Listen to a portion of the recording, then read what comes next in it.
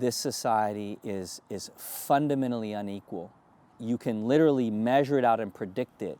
The social reality we've built, the economic reality we've built is so far afield from the rhetoric on which this nation was both founded and continues to spew. One wonders, how long can we continue to lie, to say that this is our national agenda, this is our national goal, this is our national hope, while then constructing a national reality that looks nothing like that rhetorical commitment to justice and equality and equity and democratic ideals.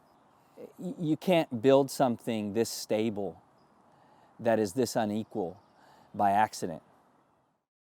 Malcolm X said once, of all the forms of study, the one that's the most likely to reward your effort is the study of history, because the truth is lying there.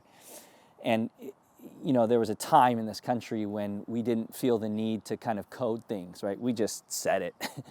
And so if you look historically at even the foundation of public schools in this country, public schools were not designed to be what we now say they were designed to be, which was the great equalizer. They were designed to school people into very specific stations in life. And based on who you were, that station was largely predetermined for you. There was intentionality around creating some pressure releases, knowing that you couldn't create absolute caps, because then you would have a pure kind of apartheid state, right? So you have to have these cracks, right, in the ceiling that allow the quote-unquote deserving few from your poor, from your downtrodden, right, to gain relative access to power. Otherwise, you can't maintain the myth of meritocracy. But if we look at the historical record and if we look at the data in the aggregate, it's clear that the structure is designed in frankly, a fairly impressive way to maintain relative social and economic stagnation while maintaining relative social order. It's really quite impressive, because if the design were so explicit as to say that you're born poor, you're going to stay poor, you'd have social anarchy. But because we've given some opportunity to everyone, then you've got this sort of permanent out card where you can get people to kind of blame themselves. And that's part of what's coded into school, right? This idea that you're responsible for your own success. And of course, there's absolutely some truth to that. But to tell somebody that they're responsible for their own success while engaging them in what is effectively a rigged game of cards or a rigged game of Monopoly, where the person that they're playing against starts the game with way more. Like, might I be able to catch up? Might I be able to beat you in this game? Sure, yeah, right? If we play the game 1,000,000 times, I'll probably get a few wins. But in the aggregate, the starting point is going to hold at the ending point, because the advantages are just so extreme in the game that there's just no way that you could overcome that in any kind of equitable fashion. And of course, it doesn't match up to what we know in the research. What we know in the research is that talent is randomly distributed throughout the population. Artistic talent, athletic talent, intellect, mathematical talent, right? All of these things are randomly distributed throughout the population. But of course, access to the positions in society that allow you to actually pursue those talents are not randomly distributed throughout. If schools were actually maximizing the talent of the children that came there, then you would have a random distribution of physicists, chemists, engineers, mathematicians, doctors, lawyers, statesmen, artists, right? Across the population, but you don't. One can't help but conclude that there has to be some institutional collusion there that has created this almost perfect results mapping. The institution of schooling is a marvelous agent at social reproduction, but not an institution that actually cultivates the random distribution of talent in society.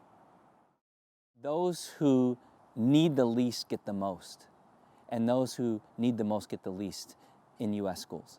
If for 13 years your relationship to opportunity is limited, right? You get the least experienced teachers, You get the least prepared teachers. You get the least supported teachers. You get the least amount of resources in your school. You get the least amount of options in your school for 13 years. Then when you come out into, quasi-adulthood, right? You're 18, you're entering into your kind of civic responsibility, then that is the relationship and the expectation that you have of what you will get from the broader society, which is limited, scarce resources. But if you grow up around abundance, right, that your entire school experience is that you have tons of adults with tons of resources, with multiple options, where failure is actually an opportunity for you to grow. And you experience that for 13 years. Then when you come out into adulthood, that is the relationship that you have to the broader society. That is the relationship that you have to institutions of power, right? The world is your oyster. You think about anything that you do consistently for 8 hours for 13 years, it's pretty norming in the way in which you see the world, okay? So no matter who your parents are, no matter what neighborhood you live in, right? Kids are in school for a massive amount of time. And if the majority of that time is teaching them implicitly, not even explicitly, implicitly, you have little to no value. It's really hard to imagine, outside of a rare exceptional few, a group of young people that aren't going to internalize that. And the opposite is true. If for all those hours in school, you experience opportunity, investment in you, and at every corner you turn, right? There's clear investment, a clear valuing of you and your potential. It's really hard to imagine, with the exception of an exceptional few, a group of young people that don't come out of that experience thinking that I can do anything I want, right? That I'm valuable, that I matter. That's what you see getting normed in schools, is the internalized expectation about a child's value to this society. And once you get the person to internalize that, then the rest kind of just takes care of itself. Like they literally will fall. This is what sociologists refer to as social reproduction, right? You'll literally fall into that reproductive line, right? So Biko said, the most potent weapon in the hands of the oppressor is the minds of the oppressed. If you get people to believe that thing about themselves, right? And the art can go either way, right? You can get people to believe in their capacity and in their agency and in their value, okay? And those people become agents of change, right? And you can get people to believe in their lack of capacity and their lack of value and their lack of potential, right? And those people, right, will truncate their own dreams, right? You don't need an institutional structure to do it because they'll do it themselves. If it was just, right, every day, all day, you ain't shit, you have no value, you would have an apartheid state. You would have total social unrest if the message was, you're never getting out of here. You're never gonna have, right, you're never gonna get the boot off your neck. I think that the Colonial Project learned, right, that there's not enough guns, right? There's too many, right, people, not enough guns, right? So, and this is Biko's point, right? That how do you get people to believe, right? Well, the way you get people to believe is by creating the exception to the rule. And you could be that exception to the rule. And all you gotta do is just like get in line with the program, right? And then some people do, right? And then they get those opportunities, and then they get on the flyer, they get on that, right? And see, we have a black president. We're not racist in this nation, right? So you create the exception to the rule. If you look at the aggregate, which is what we should be doing as a democratic state, how are schools serving the groups of people that need them the most? That's a true test of a democracy. We are complete and total abject failures at meeting the needs of that group in the aggregate, right? Multi-generational entrenched poverty, right, is normed in this society and then silenced, not talked about at all. And schools play a really critical role in that.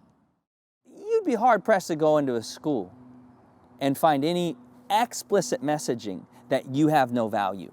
The messaging is, you have value, when you act like this. You have value when you act like you're middle class, white, heterosexual, Protestant, Christian, male.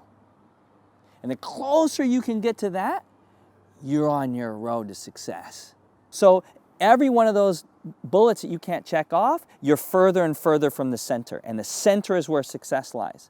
So the better you can lie about who you really are, the better you can wear what Dunbar calls the mask, the more permissive they'll be about giving you access to some of the trinkets of success. But the true test of a multiracial pluralistic democracy is, can I show up as who I am and be valued for that, right? And in schools, in most schools, the answer to that question is no, you can't, right? And even we struggle with that, is releasing ourselves from our own biases, from our own training, from our own cultural indoctrination about what it means to be successful. And so it's not a question of whether or not schools are going to have to wrestle with that, right? Because we got 500 years of a legacy of building that, norming that paradigm.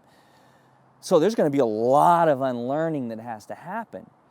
So the question isn't really whether or not schools are going to have to wrestle with it. The question is whether or not they will, right? And so, even in a school that is designed to be directly disruptive to that, right? We still catch ourselves all the time. Like, that is not aligned with who we want to be, right? And to me, that's the real, right? That's the real module of growth, right? Not whether or not you're going to bump up against those things, but whether or not when you do you have a cultural paradigm in the institution to really confront, address that, hold each other, not accountable to it, right? But hold each other in that, because it's painful, right? We don't come here, teachers don't come to school to harm kids. Teachers don't come to school to hold up a paradigm of inequality. We fall into that, right? Because it's so much a part of the institutional culture. So to disrupt that, you have to be willing to go to really painful places, right? And if you don't have a group of adults that love each other enough to really be honest about when we do that, and then to embrace each other, right? Around, I love you, and that's why I'm naming this, and I want you to name it on me when I'm doing it, and let's battle through this together because it's what's good for our children. Okay? That's really where we are. Our willingness and our commitment to be honest about where we're really at, to be honest about what we know, and to be honest about what we don't know, and to engage in that work first and foremost as adults, okay? Because we know that our willingness to combat that toxicity inside of us is the best teaching we can give to our children, right? And the mistake that I think a lot of social justice paradigms make, that we've made, that I've made, is acting to kids like we got it all figured out, okay? When we don't. And the truth is that, frankly, I believe that my generation can't, that we're too far in it, right? But that young people, they're not jaded enough yet. They're not acculturated enough yet. They're not comfortable enough yet with the level of inequity that we have grown to just live with, that if we can model for them that you can create a fundamentally different society. I believe that in a generation we can raise a group of young people that actually do it, because they grow up believing that this is not right. They grow up believing that I don't have to accept this, I don't have to find my place in this, that they grow up believing that that's not right and it's not normal, and that we can change that.